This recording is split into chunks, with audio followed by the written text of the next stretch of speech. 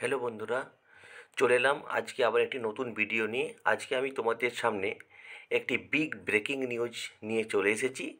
আজকে কিছুক্ষণ আগেই পাওয়া খবর অনুযায়ী যে সুপ্রিম কোর্ট থেকে আমাদের প্রধান যে ন্যায়ালয় অর্থাৎ আমাদের যে প্রধান যে বিচার ব্যবস্থা সেখান থেকে খবর পাওয়া যাচ্ছে যে এনআইওএস থেকে যারা ডিএলএড করেছিলেন তারা পরীক্ষায় বৈধ হতে চলেছে।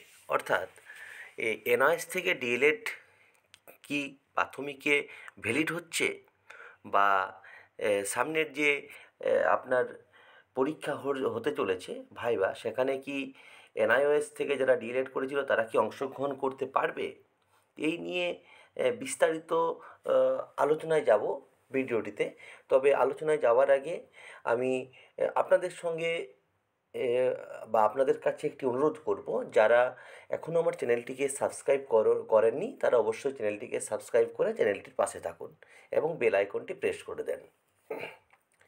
আমরা এর আগে দেখেছি সুপ্রিম কোর্ট থেকে এনআইএসকে বাদ দিয়ে দেওয়া হয়েছিল, কিন্তু আজকে অর্থাৎ 10ই ডিসেম্বর 2024 সুপ্রিম কোর্ট থেকে একটি জাজমেন্ট দেওয়া হয়েছে। ফাইনাল জাজমেন্ট ছিল, সেখানে দেওয়া হয়েছে যে এনআইএস থেকে যারা ডিএলএড করেছিল তাদেরকে বৈধ ঘোষণা করা হয়েছে। তবে আমি একটা জায়গার থেকে খবরটা পেয়েছি এবং আরও ডিটেলসে পেয়ে যাব যখন এখান থেকে আমরা অর্ডার কপিটা পেয়ে যাব। তো অর্ডার কপিটা পেতে গেলে একটু সময় লাগবে। অর্ডার কপি ডাউনলোড হয়ে গেলেই আমরা অর্ডার কপিটা দিতে পারবো এবং অর্ডার কপি নিয়ে বিস্তারিত তখন আলোচনায় আসবো। তবে আমার বিশ্বাস আপনারা যারা এনআইওএস থেকে ডিএলএড করেছেন তাদের যে বিভিন্ন হোয়াটসঅ্যাপ গ্রুপ আছে বা টেলিগ্রাম গ্রুপ আছে, সেখানে আপনারা আগেই খবর জানতে পেরে গেছেন যে তাদের কি হয়েছে। তবু আমি প্রতিদিনের মতো আজকে আমি আমার ভিডিও ডাউনলোড করেছি। যারা দেখেননি বা খবরটা পাননি বা বিভিন্ন গ্রুপের সঙ্গে যুক্ত নন, তারা এটা দেখে বা শুনে নেবেন। আশা করি আপনাদের উপকার হবে। দেখুন, 2023 সালে দেশের সর্বোচ্চ আদালত সুপ্রিম কোর্ট থেকে দুটি প্রধান রায় এসেছিল, যা প্রাথমিক শিক্ষক পদের জন্য যোগ্যতার মানদণ্ড পরিবর্তন করা হয়। এটা ডিসেম্বর 10, 2024। কী হচ্ছে, এনআইওএস ডিএলএড আজ সুপ্রিম কোর্ট এনআইওএস ডিএলএড সংক্রান্ত মামলায় রায়দান হলো। এনআইওএস ডিএলএড বৈধ বলে জানানো হয়েছে। সুপ্রিম কোর্টে এনআইওএস ডিএলএড রিভিউ পিটিশন মামলার শুনানি হয়। সুপ্রিম কোর্ট এনআইওএস ডিএলএড প্রার্থীদের স্বস্তি দিয়েছে, কিছু শর্ত সহ এনআইওএস ডিএলএড বৈধ, এটা সুপ্রিম কোর্ট বলেছে। এখন প্রশ্ন হচ্ছে যে এনআইওএসের যারা পিটিশনার ছিল তারা কিন্তু রিভিউ পিটিশন দাখিল করেছিল সুপ্রিম কোর্টে, সেটা আমরা সকলেই জানি এবং তার মোতাবেকই রায়দান ঘোষণা হয়েছে আজকে, বা রায়দান ঘোষিত হয়েছে। এখন জানা যাচ্ছে যে সমস্ত প্রার্থীরা 10 আগস্ট 2017 আগে চাকরিতে ছিলেন তারা যে কোনো চাকরির জন্য আবেদন করতে পারেন এবং কি পদোন্নতিও পেতে পারেন। সুপ্রিম কোর্টের পর্যবেক্ষণে এমনটাই বলা হয়েছে। 2023 সালে দেশের সর্বোচ্চ আদালত সুপ্রিম কোর্ট থেকে দুটি প্রধান রায় এসেছিল, যা প্রাথমিক শিক্ষক পদের জন্য যোগ্যতার মানদণ্ড পরিবর্তন করা হলো। প্রথমটি 11 আগস্ট 2023 এসেছিল এবং বলেছিল যে বিএড যোগ্য প্রার্থীরা আর সরকারি প্রাথমিক বিদ্যালয়ে শিক্ষক পদের জন্য আবেদন করার যোগ্য হবেন না। শুধুমাত্র ডিএলএড বা বেসিক টিচার সার্টিফিকেট যোগ্য প্রার্থীরা এই পদগুলির জন্য আবেদন করতে পারবেন। এবং অন্যটি হলো 24 আগস্ট 2023 এসেছিল, যেখানে বলা হয়েছিল যে national institute of open schooling বা সংক্ষেপে এনআইওএস থেকে 18 মাসের ডিপ্লোমা ইন প্রাথমিক শিক্ষা বা ডিএলএড থাকা প্রার্থীরা প্রাথমিক শিক্ষক পদের জন্য যোগ্য নন। এই নির্দেশের বিরুদ্ধেই সুপ্রিম কোর্টে রিভিউ পিটিশন করা হয়। আদালতের নির্দেশ অনুযায়ী নিয়োগ প্রক্রিয়ায় এনআইওএস ডিএলএড চাকরি প্রার্থীরা আবেদন করতে পারবেন। এখন সুপ্রিম কোর্ট থেকে আজ যে রায়দান হয়েছে সেই রায়দানের এটা একটা সংবাদপত্রে বেরিয়েছে, অনলাইন সংবাদপত্রে।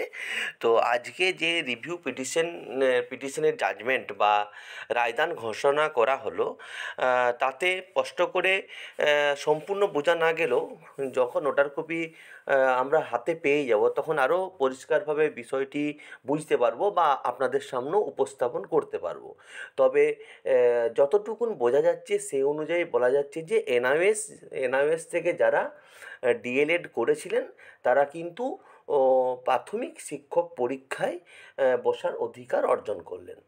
এখন প্রশ্ন হচ্ছে, যারা ডিএলএড এনআইওএস থেকে ডিএলএড করেছিলেন এবং পরীক্ষাতে পাস করেছিলেন, ভাইবা দিতে পারছিলেন না যে আগের রায় অনুযায়ী, তারা কিন্তু এই 2025 যে প্রাথমিক শিক্ষক পদের জন্য যে ভাইবা হবে সেখানে কিন্তু বসার অধিকার পাবেন। এখন ওটার কপিটা আসুক, তারপরে পুরোপুরি বোঝা যাবে। তখন কি হলো, সংখ্যাটা বেড়ে গেল, অর্থাৎ এনআইওএস থেকে ডিএলএড করেছিল বলে সংখ্যাটা যেখানে ছিল ফ্রেশ ডিএলএড করেছিল সেখান থেকে কিছু সংখ্যা বেড়ে গেল, কম্পিটিশন বৃদ্ধি পেল। আরেকটা কি হলো, যে এনআইওএস থেকে যারা ডিএলএড করেছিল তারা কিন্তু স্বস্তি পেল। অর্থাৎ সুপ্রিম কোর্টের আজকে রায়দান অনুযায়ী দুটো দিক হতে যাচ্ছে, যে প্রাথমিকে তারা ভ্যালিড হলো এবং ডিএলএড প্রশিক্ষণ পরীক্ষাতে বসার সুযোগ পেল। সামনে যে পরীক্ষাগুলো আসছে, ভাইবা বলুন আর যেগুলো হয়তো নতুন পরীক্ষা হবে সেখানে। এখন দেখার বিষয় যে রায়দান হওয়ার পরে যে অর্ডার কপি, সেই অর্ডার কপিটার মধ্যে কি লেখা আছে এবং অর্ডার কপির পরবর্তী পদক্ষেপ কি হবে। এখন যে 2000 আগের বছরে যেটা রায়দান করা হয়েছিল, যে এনআরএসকে অবৈধ ঘোষণা করা হয়েছিল, সেখান থেকে রিভিউ পিটিশন অনুযায়ী সেখানে তারা আবার যোগ্য হলো। এখন দেখা যাক কী হয়। তবে এনআরএস থেকে যারা পরীক্ষায় বসবে কোর্স সম্পূর্ণ করা আছে, তারা যদি প্রাথমিক শিক্ষণ যে ভাইবা হবে সেখানে বসার অধিকার পায়, তাহলে কিন্তু সামনের যে পরীক্ষা আছে সেখানে কিন্তু কম্পিটিশন অনেকটাই বৃদ্ধি হলো বলে মনে করছেন অনেকেই। তবে 2023 সালে যেখানে বলা হয়েছিল যে national institute of open schooling থেকে 18 মাসের ডিপ্লোমা ইন প্রাথমিক শিক্ষা থাকা প্রার্থীরা প্রাথমিক শিক্ষক পদের যোগ্য নন, এর বিরুদ্ধেই কিন্তু ওই যারা রিভিউ পিটিশন, মানে যারা পিটিশনার ছিল তারা কিন্তু রিভিউ পিটিশন করেছিলেন। সেই রিভিউ পিটিশনের যে রায়দান সেটা কিন্তু আজ ঘোষণা হয়েছে, সেই পরিপ্রেক্ষিতেই বলা হচ্ছে। তবে এখন দেখা যাক যে এনআইওএস থেকে ডিএলএড প্রার্থীর সংখ্যা কত আছে এবং তারা কতজন পরীক্ষায় পাস করেছিল, সেটাও কিন্তু একটা মাপকাঠি হতে যাচ্ছে। বা এই সামনের যে 2025 যে ভাইবা হতে যাচ্ছে প্রাইমারি, সেই জায়গাটা কিন্তু অনেকটা ক্যারি করছে। তাই সময় বলবে যে আসল জিনিসটা কী হলো। তবে এইটুকুন আশা করা যায় সবাই বুঝতে পেরেছেন। আর ওটার কপি বেরোলে আমি আরেকটা ভিডিও করব, সেখানে আরও ডিটেলসে বলতে পারবো। তবে চ্যানেলটির সঙ্গে থাকুন, চ্যানেলটির পাশে থাকুন এবং চ্যানেলটিকে সাবস্ক্রাইব করুন এবং বেল আইকনটি প্রেস করে দিন। নিত্য নতুন খবর পেতে আপনারা চ্যানেলটিকে ভালোবাসুন এবং চ্যানেলটির সঙ্গে থাকুন। ধন্যবাদ সকলকে।